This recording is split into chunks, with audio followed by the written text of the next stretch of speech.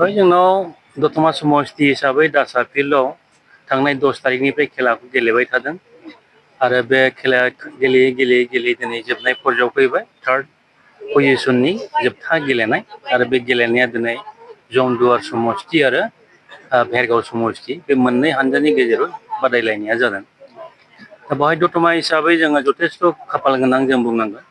एसे बुरजा फिल्डनि गेजेराव एसे बुरजा समष्टिनि गेजेराव दिनै दतमायाव जे बे गेलेनाय बादायलायनाय आयदाखौ बाहाय लानानै फैदों बे जोबोद बाख्नायथाव जादों जोंनि थाखाय।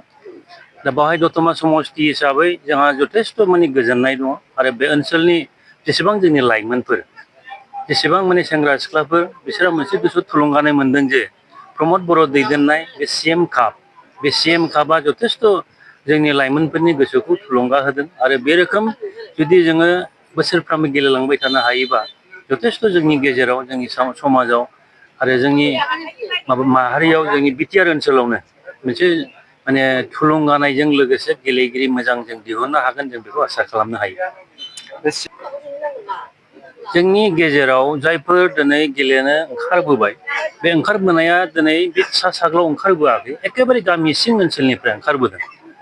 दा बे हिसाबै जायफोर ओंखारबोदों बिसोरो माने मोनसे परिबेसनिफ्राय बारननानै फैबाय।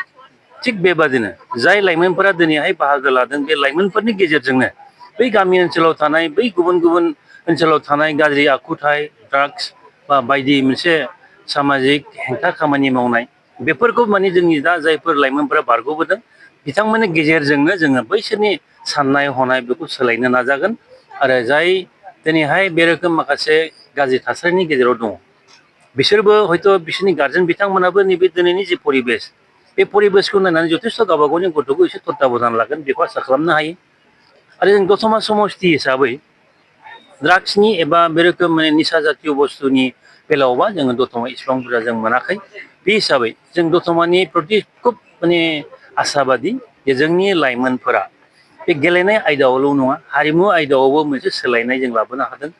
आरो फरायनाय सोलोंथाइनि गेजेरावबो जोंनि लाइमोनफोरा जथेस्थ' आवगायबोदों आरो आगोलनि तुलनाव जेसेबां जोंनि रेजाल्टफोर जेसेबां जोंनि सोलोंथाइनि आवगायनायफोर आरो जेसेबां जोंनि लाइमोनफोरा जेरैबायदि माने फरायनायनि मोनसे आग्रहजों फैदोंमोन बेनिख्रुइ साबसिन थासारि साबसिन परिबेसखौ जों दिनै मोननो हादों।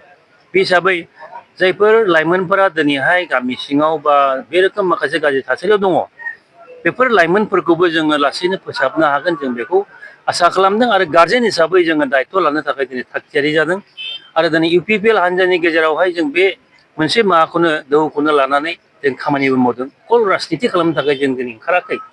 जोंनि समाजखौ जोङो लोगोसे फोसाबलांनानै जोंनि लाइमोन गथ'फोरनि भबिसत जिबनखौ जों दानानै गालांनो थाखाय नाजादों।